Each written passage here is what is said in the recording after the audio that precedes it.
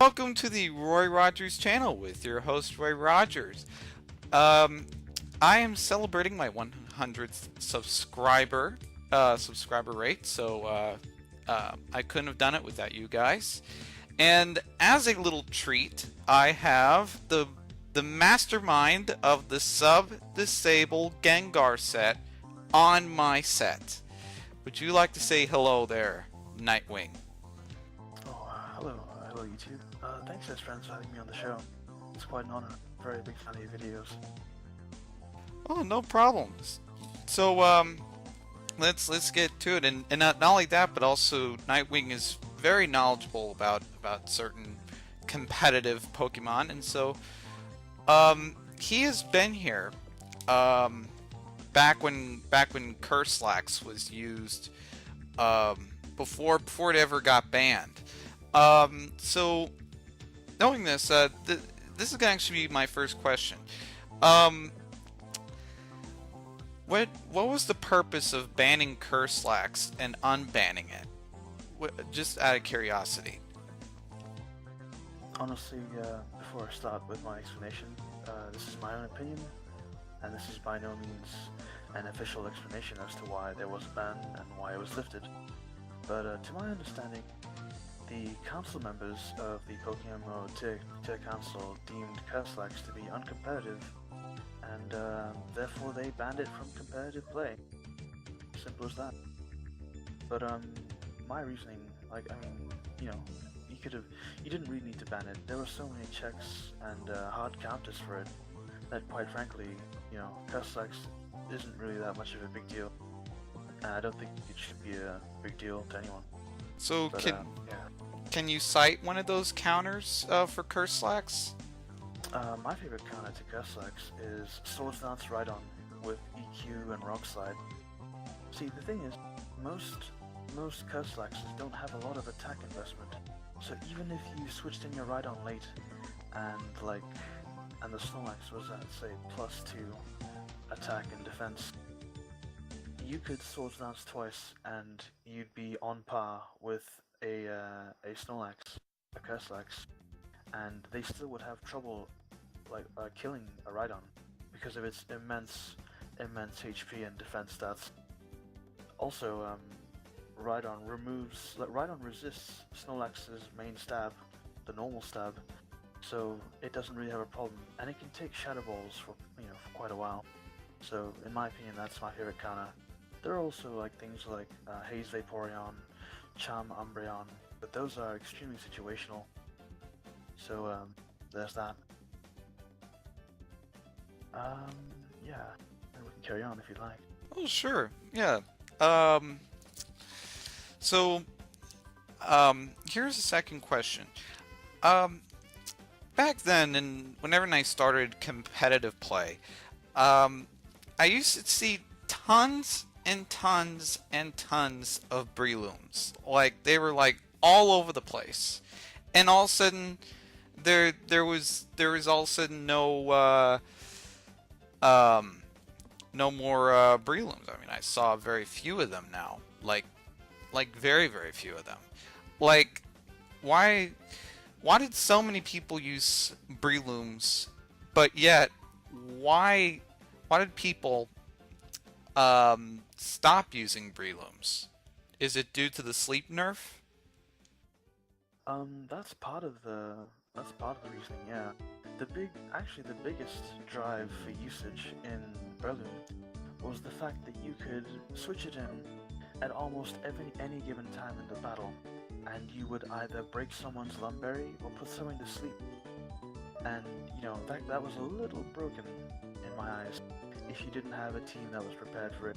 Because what would happen is, let's say you switch to a Blissey, and your opponent obviously knows you're going to Blissey, so they double switch from their special sweeper and go into Breloom.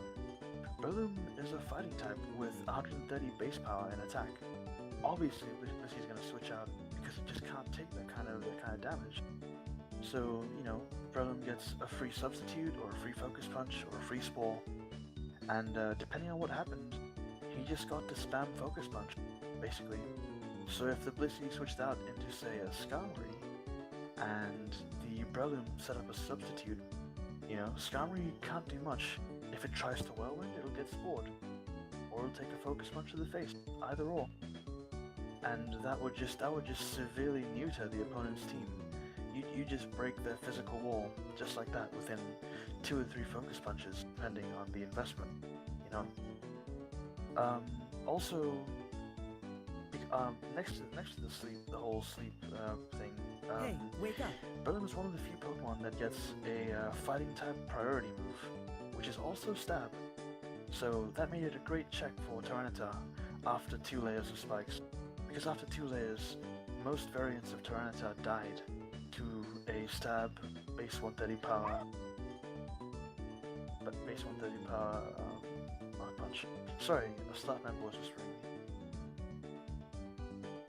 Oh, sure. Anyway, let's carry on. Next question, if you like. Oh, sure. I'm gonna save the sub-disable Gengar question for last because I want to make sure that our audience stays tuned for that. Meanwhile, number 10, Dragonite, and the reason why I say Dragonite is because recently I've seen tons and tons of D-Knights with superpower. Are D-Knights getting more and more useful in the meta? D-Knights were always useful, whether they're running a Choice Band set, or a Dragon Dance set, or a T-Bolt Ice Beam Sub Punch set. They all just serve a specific purpose, really. The Choice Band set is the most common now, because quite frankly, 134 base attack is nothing to laugh at. And with a move pool like Dragonite, you could easily run through a whole team with that Pokemon. It's bulky, it's got great attack stat, and it's got a great special attack stat. So you could just fake, you could bring it in on a Blissey, and then the Blissey switches out thinking you're gonna superpower. Then you set up a substitute, and you T-Bolt a Skarmory to death. Rest in peace Skarmory, you know? And then you get a free Focus Punch and whatever comes in after that. It's pretty much a guessing game as to what D-Knight's gonna do, really. But yeah, the advent of Choice Band just meant that D-Knight got an extra set that it can run, and that made it even more threatening than before. So people never know what to expect, really, when it comes to D-Knight. You just have to hope you predict, because with Choice Band, between Choice Band, Dragon Dance, and Sub Punch, there are no safe switches. There are no counters for Dragonite. There are only checks. So yes, with the advent of Choice Band, recently, D-Knight's gotten some new toys to play with, and yeah, it's very threatening, a lot more threatening than it used to be. Yes. And speak of you just said the next Pokemon I was about to ask about, Skymory. Now I do recognize this set as being pretty deadly. The Spikes Whirlwind set. Now, if Skymory is able to set up 3 spikes, then it could basically take out the battlefield. The question is, how do you prevent Skymory from setting up 2 to 3 spikes in the battlefield? Well, the only way to beat that really is to have a Rapid Spinner. That is the only way in this generation. You know, we don't have Magic Bounce, Espeon, and we don't have Defog in this gen. So really, you either carry Claydol, or you carry Starmie, or you carry Fortress. They're the most common and reliable Rapid Spinners. Oh, and Cloyster. Cloyster is probably the most reliable Rapid Spinner, in my opinion. But yeah, that is the only way to beat it. But you have to really discourage the Skarmory from switching in. So you have to have a team that is, you know, that can set up on Skarmory, or that can take advantage of a Skarmory switching out or being available on the field. So the only way you can do that is, the only way you can really truly reliably do that is to carry a Magneton with Magnet Pull. That is the best way to beat a Skarmory. And once you have that out of the way, once you've killed the Skarmory, then you can safely come in and spin the spikes away. because spikes makes all the difference in a battle. It makes, 2-hit KOs, possible 3-hit KOs, into 1 and 2-hit KOs. So you've got that to worry about. But yeah, the best way to really deal with Skarmory is to carry a Magneton that can trap it and then spin the spikes. Or at least have a Pokemon on the team that can break Skarmory effectively, or discourage it from switching in.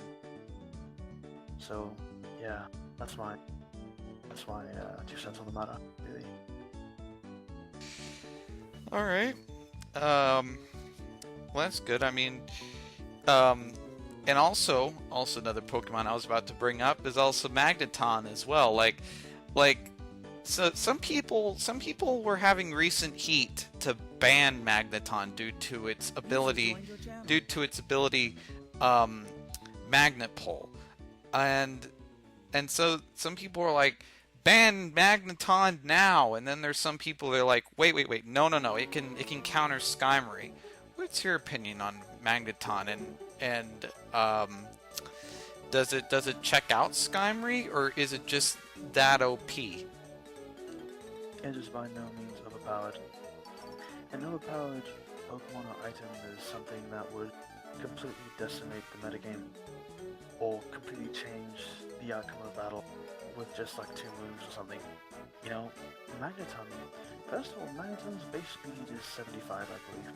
I'm not too sure, I don't use a Magneton. I don't know what speed it hits, but its base speed is extremely low, so it can be revenge killed quite easily. Second, its move pool is extremely shallow. It doesn't get very much in terms of moves, so there aren't a lot of Pokemon that it can hit super effectively, or hit at all. In fact, without a good hidden power. Yes, it does break Skarmory. Like, it's the most effective Skarmory breaker. It might be uncompetitive if you rely on Skarmory. Anyone who has problems with Magneton really over-relies on the Skarmory, or just doesn't have the skill to predict a Magneton coming in. Normally, it's very easy to see a Magneton on a team, even before it shows up. You see, Magneton is always paired with a sweeper that has problems with Skarmory. Basically, every sweeper that's a normal type. So you've got Choice Banded Slacking, Choice Banded Taurus, also Choice Banded Lax.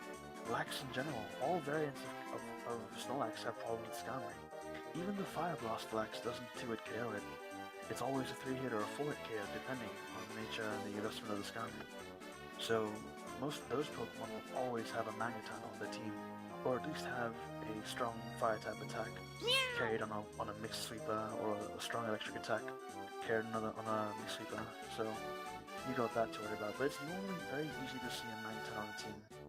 Also, like a lot of other Pokemon get walled by Skarmory. Most variants of Dragon Dance, Gyarados, full Choice Banded Salamence, Choice Banded D-Knight, Choice Banded Heracross, all these Pokemon get walled by Skarmory, and they normally have trap support by way of Magneton. So it's not necessarily broken, in my opinion. If you play the game long enough, if you know competitive, if you predict well enough, then you'll know whenever a Magneton is present, honestly, and you won't ever have problems losing a Skarmory or any of your Steel types to a Magneton. Simple as that. Oh. Alright. Good answer. Also, Jolteon, though. Jolteon is known to kind of outspeed Starmies and really just, if you don't have like Rhydon in the field, then pretty much Jolteon can closely wipe out your team. Now, knowing this, like, is Jolteon just a little bit OP, or is it manageable? Like, in other words, are you able to knock out Jolteon with nothing, with no Rhydon? If you had no Rhydon, are you able to knock out Jolteon? Before I answer that, I'd just like to point out that Rhydon is a check not a counter, simply because Jolteons normally carry hidden power ice, which can 2-hit KO right on. There's that. Some of them carry HP grass in preparation for like Swampert and whatnot. But normally, if you switch in a Rhydon against a Jolteon, you're gonna have massive damage dealt to you, and the Jolteon will do its job even if you kill it. So there's that. There are lots of ways to deal with Jolteon. Honestly, I've never had a problem with Jolteon in my life. The most ways of going about it is to have a Blissey or a Snorlax on your team. A dedicated special wall will absolutely destroy Jolteon. So, things like Blissey, things like Snorlax, Lanturns can wall it quite well.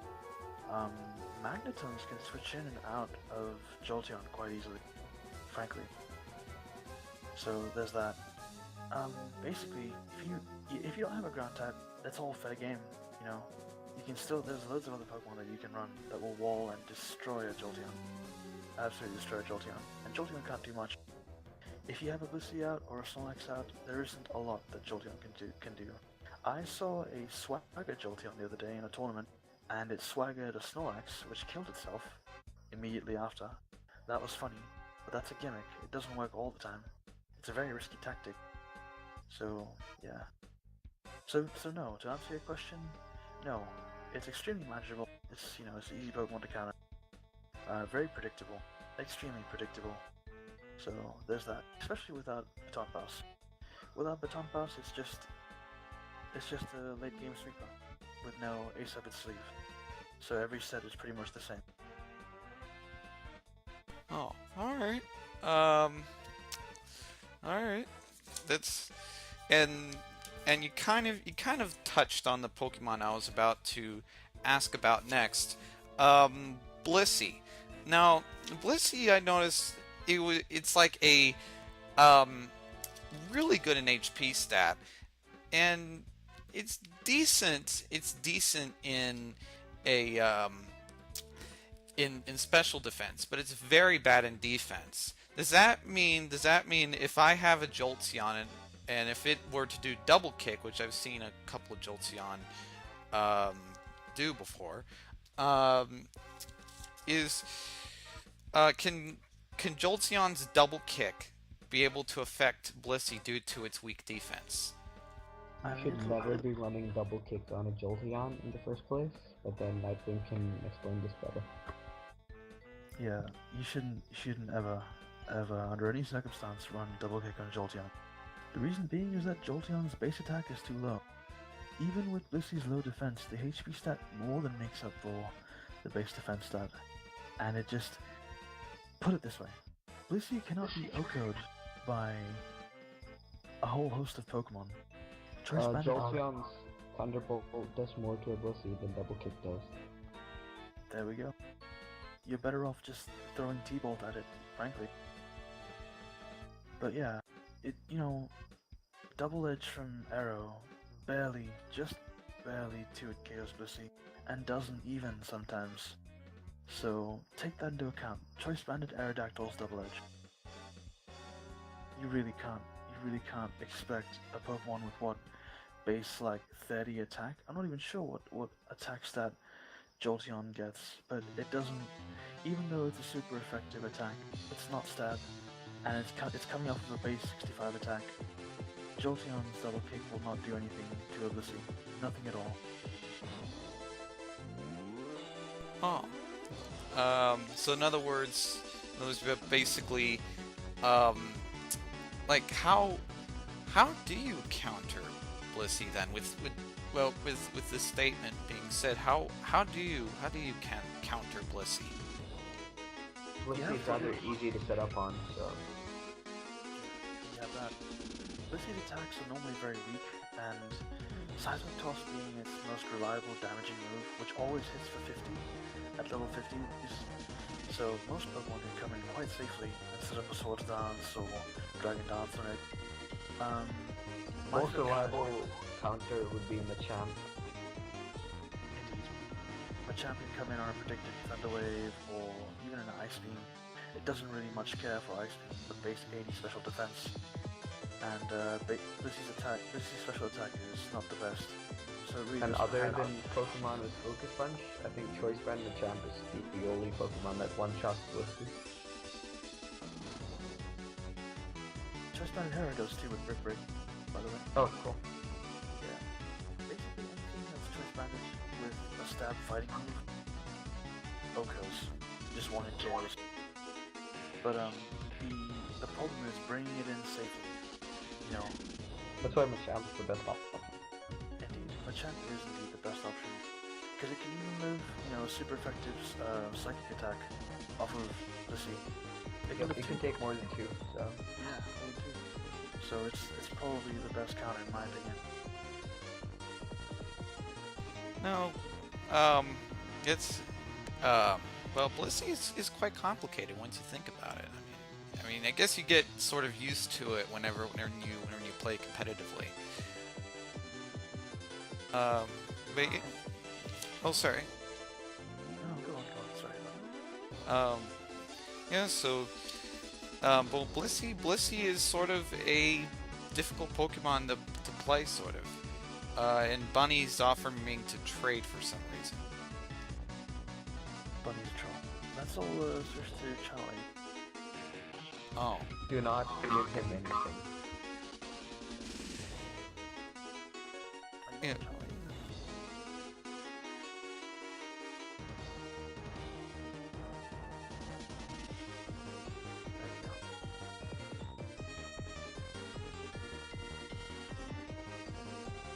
Anyway, carry on, best friends.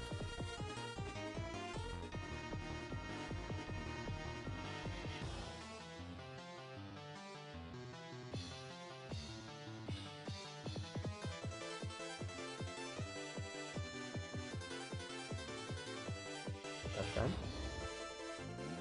Oh, sorry. I was speaking under muted mic. The next Pokemon is Slowking. How do you handle a Slowking? That's choice banded, in that can knock out like anything that's like if you're Any Pokemon with Protect or any other Pokemon that's faster than Slacking that can set up a substitute beats it. Yeah, basically. But there are no safe switches into slacking, best friends. There are no safe switches at all. Unless you can predict really well, you can't do anything. Indeed. now what So I'm you just have to... Oh, go on, go on. The oh sorry. best option is you switch in a Vaporeon and then you wish. Because you don't get one hit by Slacking, and you can get the Wish off, and you can protect the next turn. That's literally your only safe switch per se.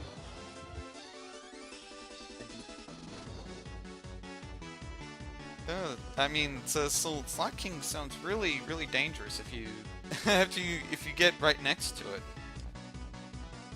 Well, in the early game, it's not as threatening as it is late game when your switches are very limited.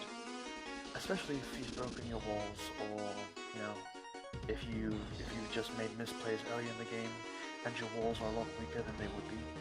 So in early game, it's not really too much of a problem, really. But towards the end of the game, if you leave the Slacking alive, it's going to come in and it's gonna just wreak havoc. That's all I can say, really. Slacking is one of those Pokemon that you shouldn't give any you shouldn't give it any momentum.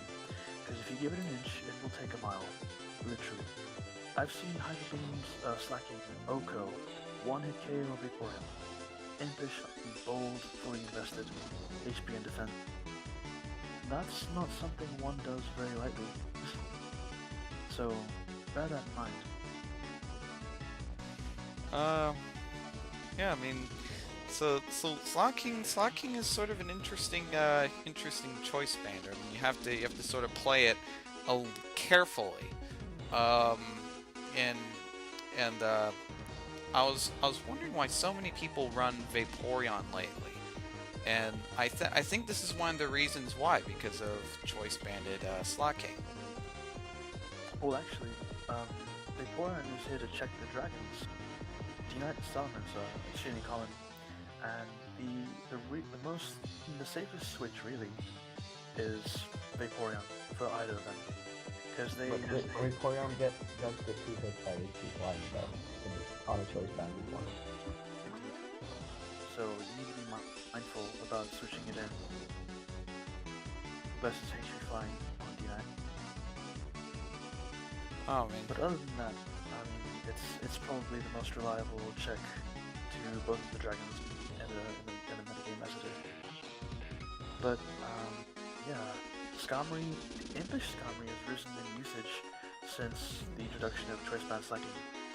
That's what I found quite interesting. And walls like Weezing and Dusclops have decreased in usage, according to PSL statistics rather. So I found that quite interesting. How about this? I noticed that some people use it, some people don't like using it. Due to choice band, Caesar is starting to make a little bit of an appearance. Like how now some people tell me that Caesar is a very difficult Pokemon to play with, and with people saying that to me, is Caesar? I get the impression that Caesar is brittle. Is it brittle, or what's so difficult about playing Caesar choice banded? It's not that Scizor is brittle per se. It's actually quite bulky, with base 1. I don't know. Was it base 100 defense, I believe, and base 65 HP. It can take quite a few hits before you kill it. The problem with Scizor is that its move pool is so small.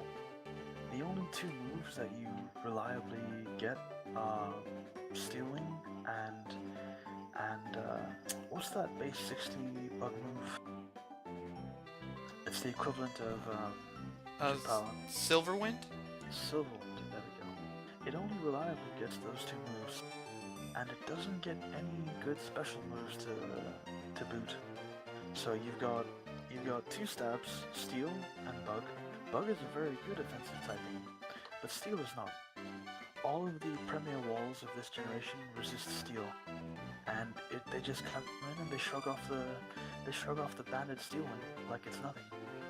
So you can't reliably spam your one stab move, and the other one, well, Vaporeon can't come in safely on a Silverwind, but Skarmory can. So Scizor always has problems with enemy steel types, and anything that resists its dual stab. In this game we get Superpower, which is a base, I believe, 150 move, 120 move? I'm not too sure. I've never used Superpower Scizor, but I've seen it in play, and it one-hit KOs Blissey, which is great. Although Skarmory can switch in on it several times and just rest off the damage. So, you know, there's that. Basically, Banded Scizor is just something you have to build a team around, and you have to support very, very carefully. It needs a lot of support. You need Wish support, you need Rapid Spin support, because it takes a lot of passive damage from switching in and out. You need Magneton support to break Skarmory, because Scizor just can't deal with Skarmory. Or you just need some way to break Skarmory effectively and force it out every time. Also, you know, Scizor's gifted with Quick Attack, which is a great priority move, although it pales in comparison to Dragonite's Extreme Speed. User joined your channel. So there's that. But Buddy was yeah, moved to your channel. Buddy you have left to your play. channel. You have to play extremely conservatively with Scizor. You have to remove all the things that threaten it before you can start playing with it. Because it's one of those Pokemon that you have to keep as a surprise. You want to draw in your counters with Scizor.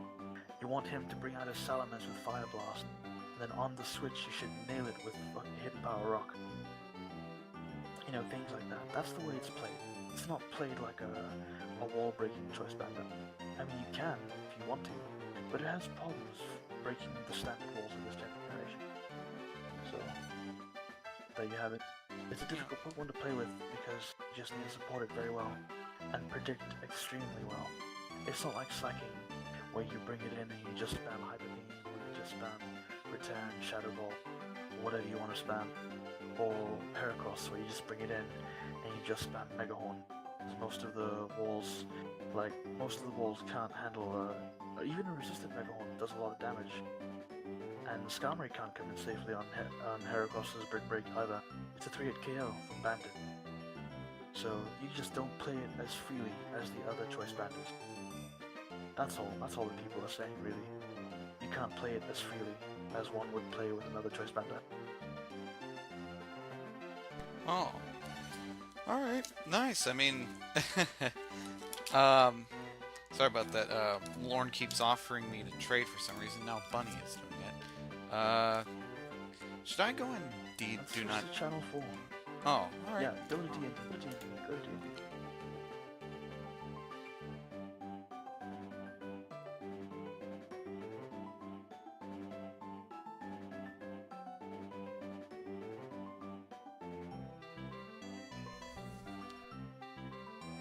There we go. I'm at channel 4. Alright, I'll be there. Oh yeah. Oh, Bunny. God damn it. TJ's telling me what we got. Damn it, TJ. What? What happened? Oh yeah, sure. Well, I should. I think I should ask for number 4 before we get all distracted here. Go ahead. Marowak. Okay, Marowak barely seen used, and I noticed that it holds something called a Thick Club, which can actually boost its attack stat even more than Choice Band. So, with this being said, and Marowak doing practically any free attack it wants, why isn't Marowak used? Well, Marowak requires a lot of skill to use, honestly. Because it doesn't come in very safely against most of the walls. It doesn't come in safely on Vaporeon. It doesn't come in safely on Blissey because of Ice Beam. It doesn't come in safely on Skarmory because of Toxic. It's a revenge killer, basically. Yeah, you have to bring it in safely. It has to come in safely. If the opponent's Dustclaps kill something on your team, you have the best opportunity to bring in Marowak, because you can set up a sub on it. TJ is actually quite broken with a sub Marowak. It's actually really annoying to play against TJ. Also, another reason for the drop in statistics is because Marowak has troubles dealing with sub-disable Gengar, which is extremely prevalent throughout the whole, throughout the metagame right now. Because they only have one attack to deal with Gengar, which is Rock Slide. And if you wall that, then the Marowak can't do anything. It's forced to switch out, giving you a free focus punch. So yeah, even though its attack stat is immense, 160 with the Thick Club, it just doesn't compete in the ease of use. It's not as easy to use as other choice banders. That's about it, really. It's hard to use and it has a bad typing. It's got a great move pool. Requires certain level of prediction to use. Yeah, you need a lot of skill to effectively use a Marowak. But once it's in, it might have trouble coming in, but once it's in, it's very dangerous. Extremely dangerous. Yeah, and speaking about that, I had a Pokemon that I was kind of interested in because like people don't use it for some reason, but it's coming in and out. It's Ursaring. Why isn't Ursaring being used that much? I mean, Ursaring has a lot of attack. Once it's bulked up, it can be like it can basically handle like it can even learn Cross Chop on an egg move. I don't understand why Ursaring is not used in the competitive field. Skarmory with 4. Yeah, Skarmory with Whirlwind is one of the reasons. But I've seen a +1 Ursaring one-hit KO with a crit from full health, a Skarmory. So that was pretty funny. But the real reason as to why it's not used is because one, it's got paper thin defenses. It has a great HP stat, but it's got paper thin defenses, 65 and defense, special defense, I believe, or 60, was it? So it's just one of those Pokemon that just doesn't live the whole battle, you know. Also, it takes a load of damage from, from entry hazards. It enjoys status, but at the same time, status does shorten its lifespan, and it doesn't safely come in on anything except ghost type attacks. And the only thing that packs a ghost type attack these days is Snorlax, really, and even that has return or body slam, which can potentially mess up an Ursaring. In all honesty, it is Ursaring after all. So there's that. The most effective set on Ursaring really is the Choice Band Guts Facade set, and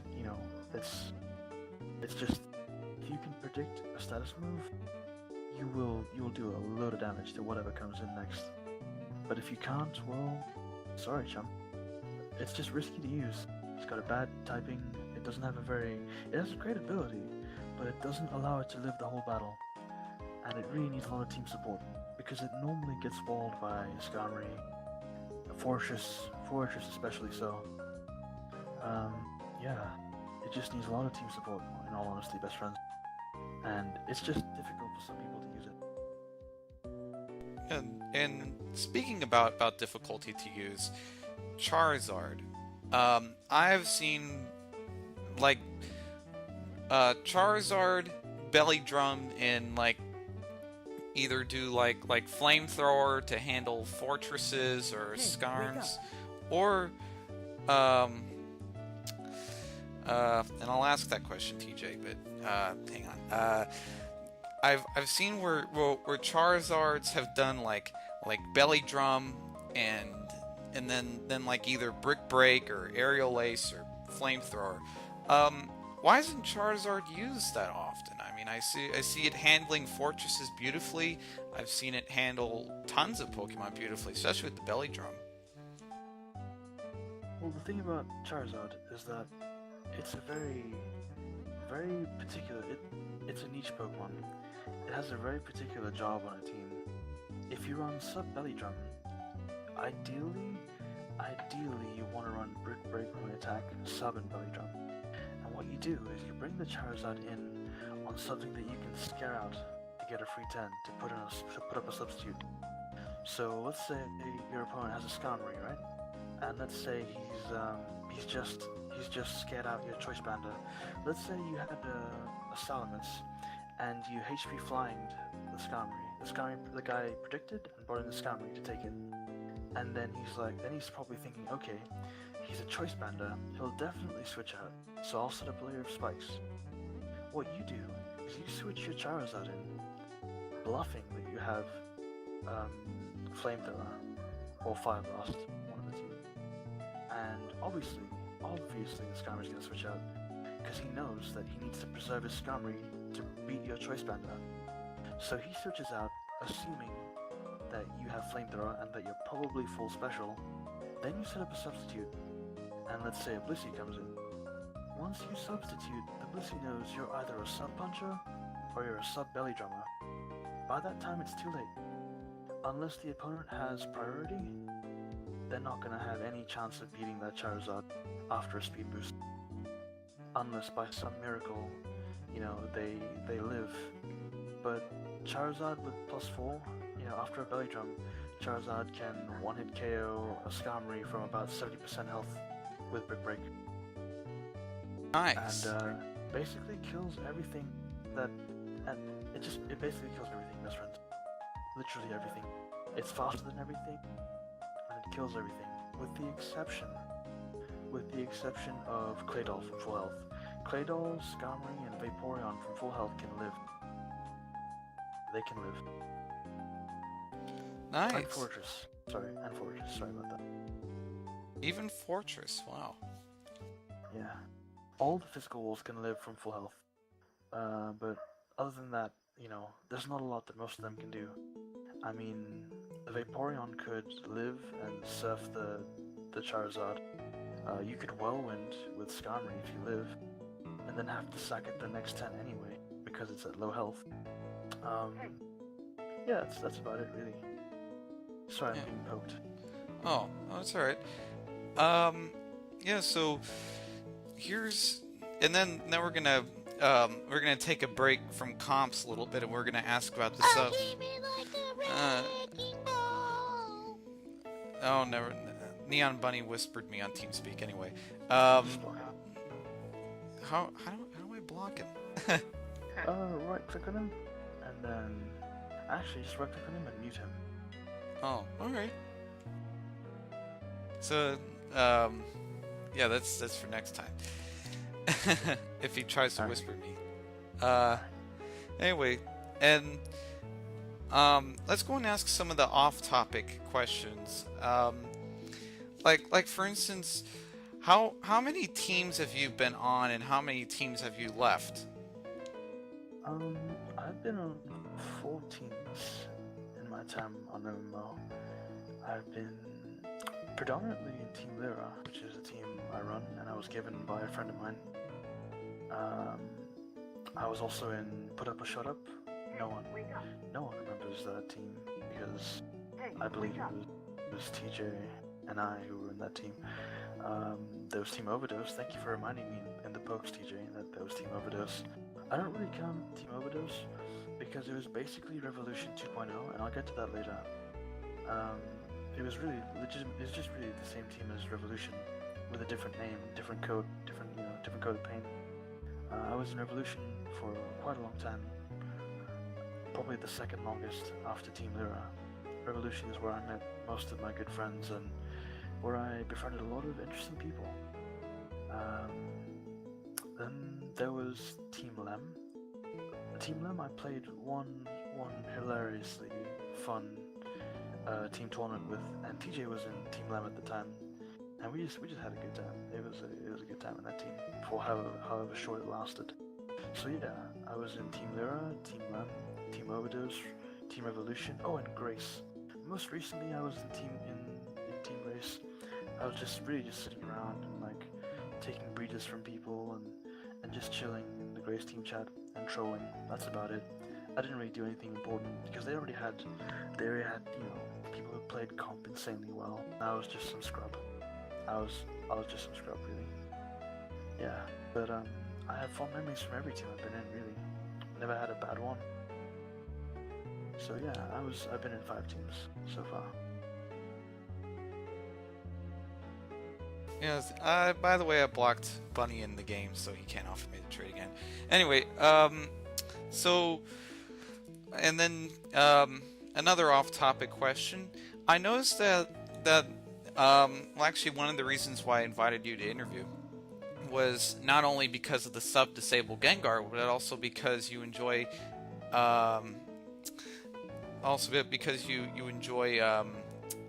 teaching people about competitive and etc.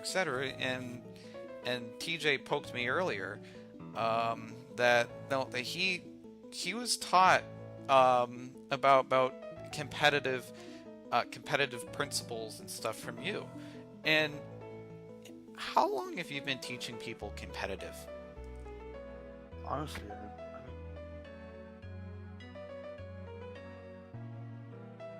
Nightwing? partners, and then we learned a lot from each other. I wouldn't say I was teaching him or he was learning anything from me. I prefer to think of it as him and I just sharing, because we're good friends. And I share with anyone who's willing to be brave enough to ask and say, hey, what do you think of this? What do you think of that? Because there's no in Pokemon or in life really. There is no perfect way of doing something. There is no gospel truth. There are lots of ways to do something. You can tie your shoelaces with a butterfly knot. You can tie your shoelaces with a dread knot. It doesn't matter. You still tie them at the end of the day. And I don't teach people per se. I give them options and I say, hey, this is particularly effective. This isn't as effective, but you can use it if you want to. If you really, really want to. Because you can make almost anything work in Pokemon. Almost. But you have to have the right team for it. And yeah, I've been teaching people, well, I wouldn't say I've been teaching, but I've been sharing things about competitive with people for about as long as I've been playing competitive, which is since mid-2012. I started with Showdown, and I knew some things about, EVs and IVs and whatnot, and I was just learning about the physical special split. Then I came to MMO, and I had to unlearn some things and relearn other things, so I've been sharing with people about competitive ever since I started, man.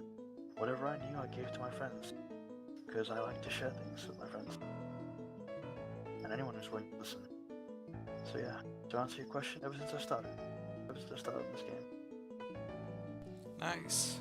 And another question of mine is I noticed that over the years, like as you've joined in Pokemmo, how long have you been here at Pokemmo? Like since it first launched? Hang on, Bunny's whispering me. There we go. I blocked him, and there we go. And Bunny will be over here for public humiliation. So there we go. Sorry, so you asked me how many years I've been on Pokemon? Yeah.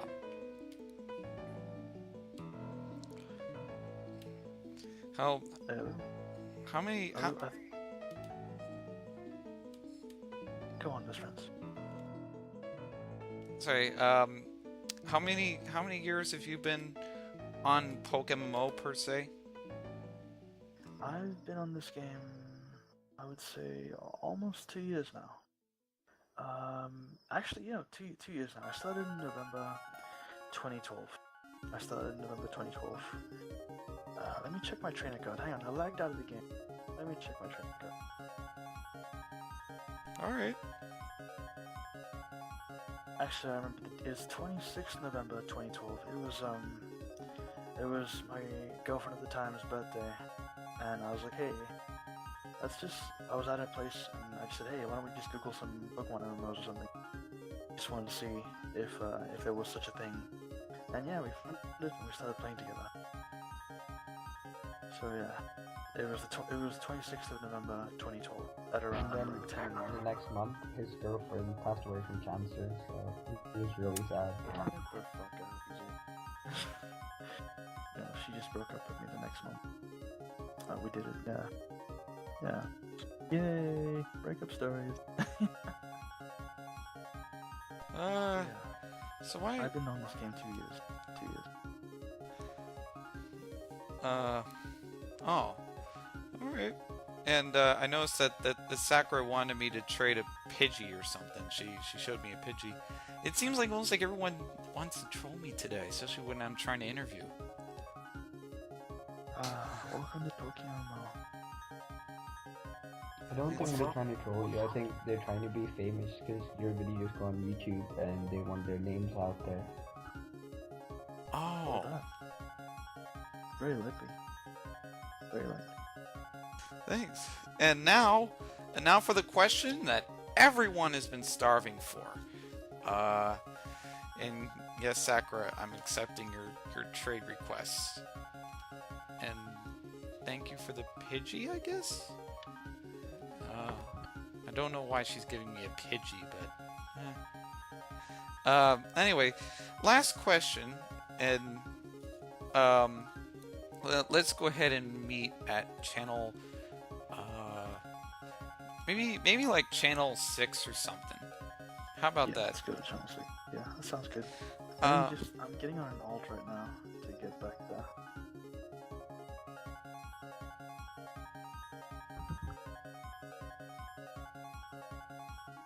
All right. Let me.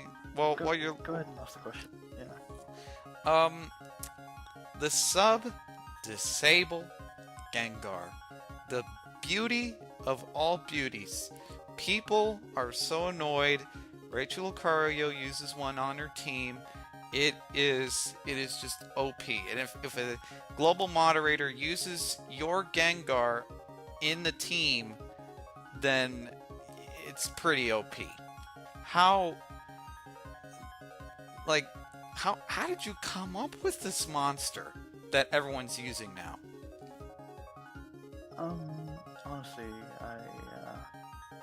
I've He been has a playing. problem called Gengaritis, and he needs to have at least like 6 Gengars on him. So everybody who he talks to, like he got me into comp, right? So if you look at my boxes now, I have 5 different Gengars, and I never even used to use Gengar until he talked to me, and now I have 1 Gengar for every situation. So Basically, yeah, I love Gengar. Gengar is one of my favorite Pokemon. Hey, And wake up. I always preach the gospel of Gengar. You know, hey, Gengar can do this. Did you know that? Did you know that, TJ? And we'd have a good laugh about it because, you know, it's comp. We play it for fun. But in regards to how I came up with it, I honestly didn't come up with it. It was a set that I just randomly saw on Showdown. I was dealing someone in a Gen 5 match, and I used a mono attacker. Can't remember what it was. It was a sleep talk attacker, and it only had 1 attack, which was Scald. Oh, it was a sleep talk Suicune. And anyway, so it had Calm Mind, Rest, Sleep Talk, and Surf. So this Gengar came in, and right after I had scalded one of his Pokemon to death, and the Gengar came in and disabled right away, and I couldn't attack. So I was really confused as to what I could do, or what I should do, or anything. But yeah. In the meanwhile, while I was just setting up Calm Minds, he brought in a Skarmory and Whirlwinded me. I had no answer to the Gengar. I had no solid answer. So after that, after I'd seen Substitute and Disable on the same set, I thought, wow, I have to use this. And I built teams around it, I formulated strategies, I looked into what exactly Sub-Disable Gengar could break, and I realized that a whole host of Pokemon in Gen 3 only have 1 attack to hit Gengar. It's either Rock Slide or it's Shadow Ball. It's just one of the two. All the physical Pokemon are like that. You either hit Gengar with Rock Slide or you hit it with Shadow Ball. There isn't an in-between. Because it's immune to ground, it's immune to normal type attacks. I mean, of course now we have like, you know, things like HP Flying, Salamence, and Incite. But back in the old meta, if you ran a Salamence, you know, you had Rock Slide, EQ, Dragon Dance, and Fire Blast, or Brick Break. So, you know, I just thought, wow, as soon as breeding comes out, I'm gonna make myself this kind of Gengar, and it counters really common Pokemon like that, like Salamence and Machamp, Marowak, Rhydon, almost all of the physical attackers that only have 1 move to deal with Gengar, almost all of them. Nice. So that's how I didn't think it up, but I saw it on Showdown and I brought it to MMO where people, you know, don't normally see things like that. Nice. I mean, and that's all we're going to be doing for our interview. Nightwing, it's been a pleasure for you to be here, to give us some competitive advice as well as telling us how you came up with the sub-disable Gengar. It was, like I said, it's a masterpiece. And TJ, thank you for attending as well, sort of helping out that Nightwing explain as well as me. I mean, sometimes I kind of had trouble explaining at times. And no problem. Thanks, TJ, and thank you, Nightwing, for attending this interview. Thanks for having me on the show, best friends. It was great. It was good fun. I look forward to more of these in the future. Good luck and congratulations on 100 subscribers. Thanks.